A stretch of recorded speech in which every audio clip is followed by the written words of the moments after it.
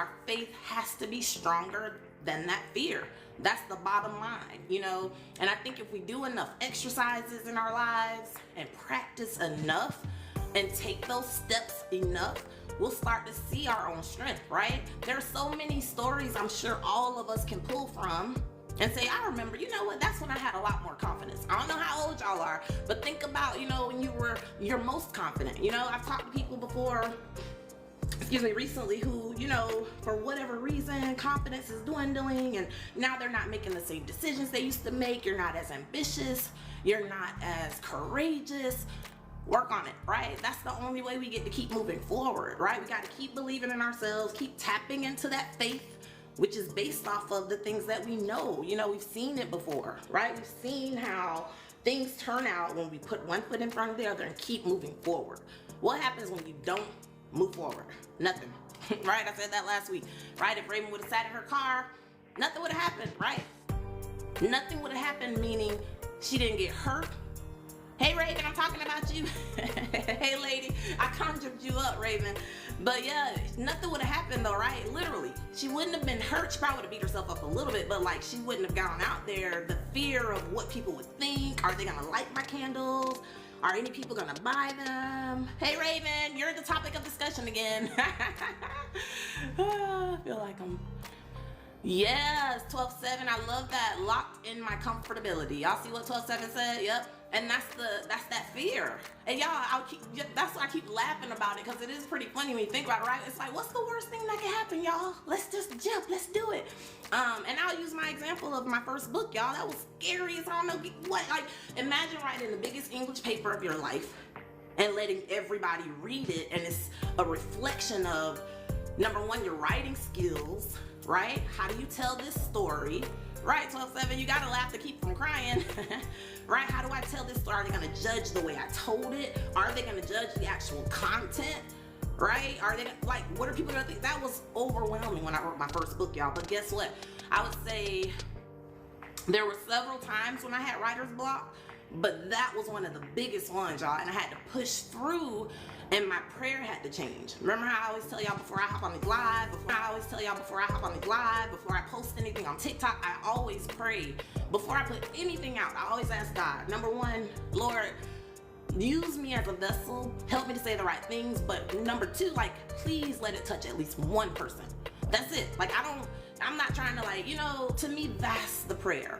So when I was writing my book and I got stuck like that, y'all, it took a while. It took months. And one of my girlfriends, Monica, she's written a few books herself, and she's a professor up in North Carolina, but she was here visiting one weekend, and she had read a little bit of some of my stuff, and she just poured into me. She's like, Dana, there is a young lady sitting in her room right now waiting to read this book and hear your story. And it just, the floodgates, of course, y'all know I cry at the drop of a dime, but I'm like, ah, that was all the motivation I needed. My girlfriend sat there and said, Dana, as long as you sit here fearful and afraid, there's somebody waiting on the other side to hear this story. So you're holding back these gifts, right? God doesn't want us to hold back, y'all. Don't be afraid of those talents and those gifts that you've been blessed with, and just step out. You know, I always tell y'all, we're not always blessed to know our purpose and our, you know, thank you, J. Romo. We're not always, you know, walking in alignment, but that's the goal, right? But then it's like, when you find that one thing that keeps pulling at you, you know, I always say that, what are you thinking about first thing in the morning? Not bills and all that. We all thinking about stuff like that, right? In the next couple of days, because the first is upon us. But I mean, like, what's that thing that you think about that, gosh, what if I was bold enough, right? Like Raven, I want to make these candles, right? Raven, a seed was planted at some point.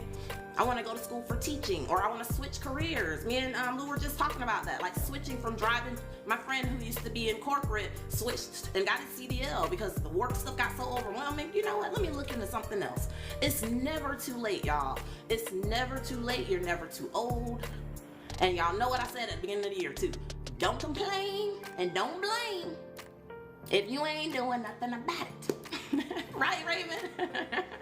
Hey, Jared. Come on in, guys. Papa Sure, I love that name. Thank you for following me. Thank y'all for the likes and the love. But yeah, y'all, we ain't complaining and blaming. 2024, nope. And those are the stories I love to hear though. My friend, he was in a great position, but guess what? He was able to recognize, like, I'm not going out like this, right? That stress will kill us. It will kill us. And we have to fight back. We have to maneuver. And as much as a lot of times we feel like we can't, right? We feel like there's no way out. I'm stuck here. I'm gonna just ride it out till I retire. I'm gonna just stay here till the blah, blah, blah. Or I'm gonna just stay in it till the kids graduate. Or I'm gonna, it's like, wait a minute though. If that's the plan, can we at least make it better while we're here? In the meantime, didn't reach the curve. Yeah, 12-7, that's something to work on. But that's something too, again, purging that stuff. Remember I keep talking about the things that aren't serving us? So hearing whatever that is means that's not serving you, 12-7.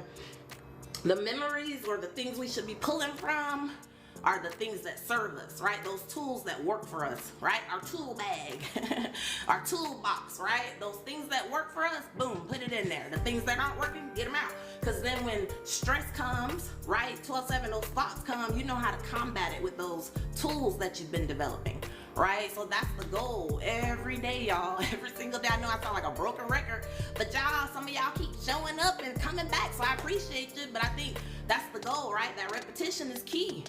Nothing happens overnight, right? So we got to keep doing it. Raven got to keep going to those pop-ups, right, Raven? What's the update, Raven? Tell us what's up. I know, high five. Yep. So Raven, I'm burning my second candle, y'all, and I got to order more because it's definitely going down. It's going down, Raven. I'm about to order some more this week, probably. And I'm probably gonna get more than 2 this time. But they're perfect, y'all. I told Raven it burns so perfect. If y'all wanna check out Raven's candles, Raven, her essence candles. Hey, Royalty, Cuban Love. But yeah, y'all about to play another song. We got a request from Rodney. Yay, y'all, she got another pop-up coming up. And before Valentine's, oh, that's a great Valentine's Day gift too. Okay. Yep. 12-7, yeah, you gotta combat that. Remember I talking about shifting the mindset, shifting. Right there, you still here? We're gonna play some Celebrate.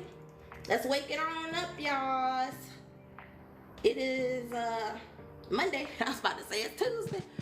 A spin. Did you say energy?